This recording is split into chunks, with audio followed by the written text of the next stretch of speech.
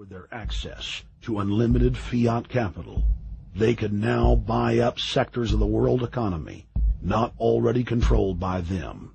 For over a century, the Anglo-American establishment had worked to bring the world system to this point. Artificially engineered global bankruptcy. In an address before the Trilateral Commission in June of 1991, David Rockefeller laid out the elite's ultimate goal. The supranational sovereignty of an intellectual elite and world bankers is surely preferable to the national autodetermination practiced in the last centuries. Now that the bankers were holding the world hostage, they issued their ultimatum. The only solution to restart the global economy would be to set up a planetary government ruled by a new Bank of the World, a Bank of the World owned and controlled by them. Suddenly, hundreds of prominent publications announced the solution, the people's only salvation. Time magazine, in an article titled The New World Order, said that the new super bank would control the world's currencies and set interest rates, and that the new bank would, quote, knock the heads of bad countries like the United States. At a meeting of central bank heads and finance ministers dubbed Bretton Woods II, the plan for world government was unveiled by the very bankers that had engineered the collapse. Formerly sovereign countries would now pay their taxes directly to the banking cartel.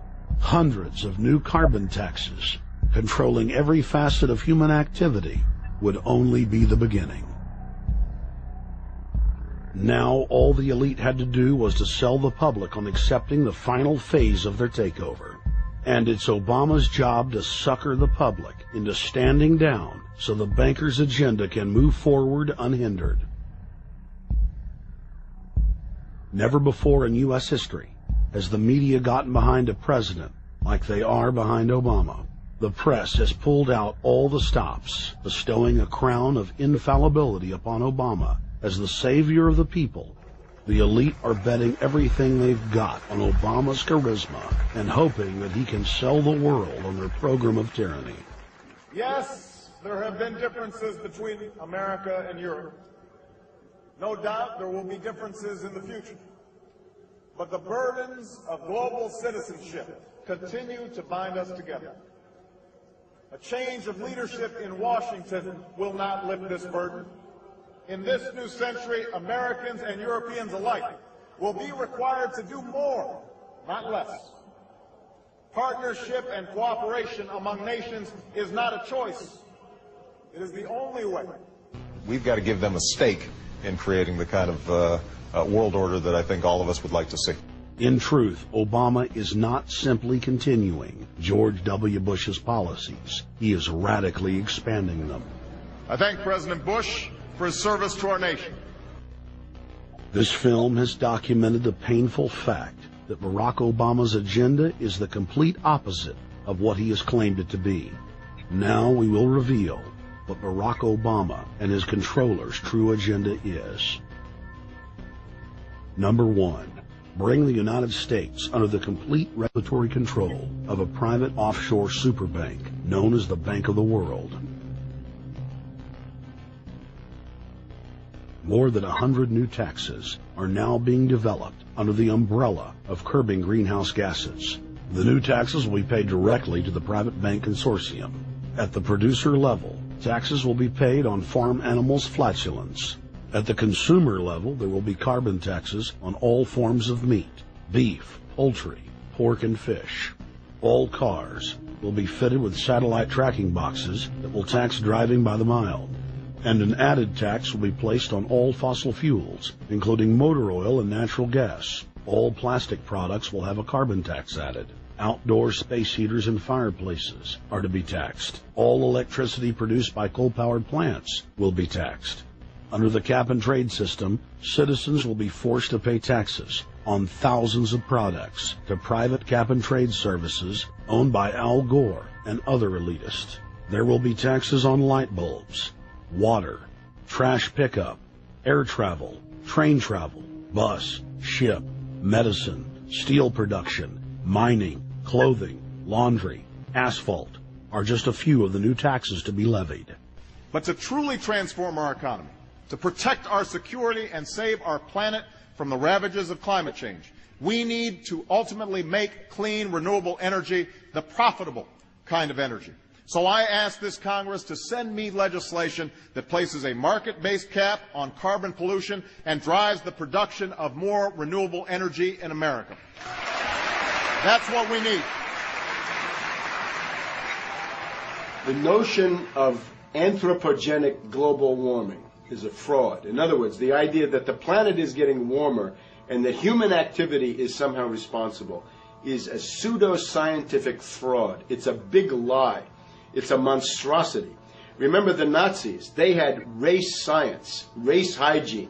They said Aryan blood is different from any other kind of blood.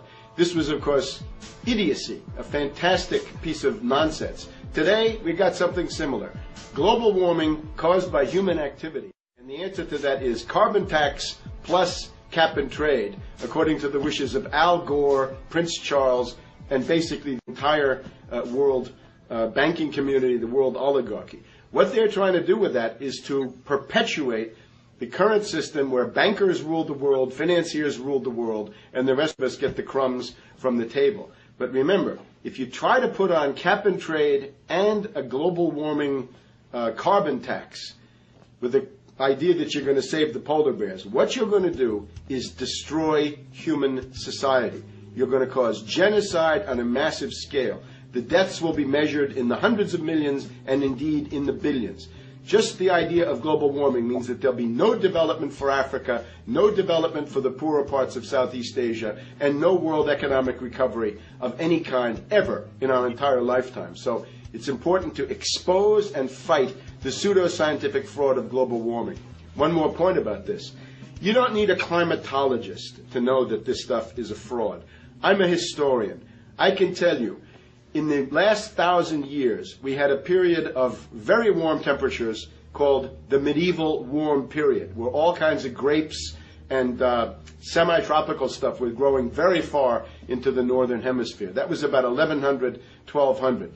It happened to correspond with an all-time maximum of sunspots. Right now, we can say that we're going into another maximum period where there'll be some warming, but we're well within the limits of the medieval warm period. About 1600 to 1650 was an ice age in northern Europe. The North Sea was filled with ice. The German and Dutch ports and the English ports were filled with ice. That corresponds to an all-time minimum of sunspot activity, the Spörer minimum and the Maunder minimum. So this has largely got to do with solar activity. We can see that other planets, not just the Earth, are warming slightly as a result of increased solar activity. But we're well within the minimum. So what the oligarchs claim to be an open and shut scientific case is a piece of pseudo-scientific nonsense, and it should be rejected. Number 2, the social engineers are fully aware that the Obama craze will wear off quickly, so they are racing to put in place the most oppressive police state control grid in human history. 20,000 battle-hardened regular Army troops are now being deployed to patrol the streets of the United States. FEMA is now building giant camps in every region of the country, and the Congress has introduced bills like the National Emergency Centers Act, H.R. 645, which merges local governments and the police under federal control. And as we all know that have watched these things, they're ready for the riots. With these detention centers that are being opened up around the country, with state police training for riot control in the event of economic calamity and food riots, they know what's going on and they're prepared for it. So people better also prepare for it themselves. Anyone that's not prepared for what's going to happen, they deserve what they get, because there's enough information out there pointing to the problems, and they should take all precautionary actions. Next, Obama ordered the Defense Department to issue DoD Directive 1404.10, establishing a 1 million-person civilian army under his control.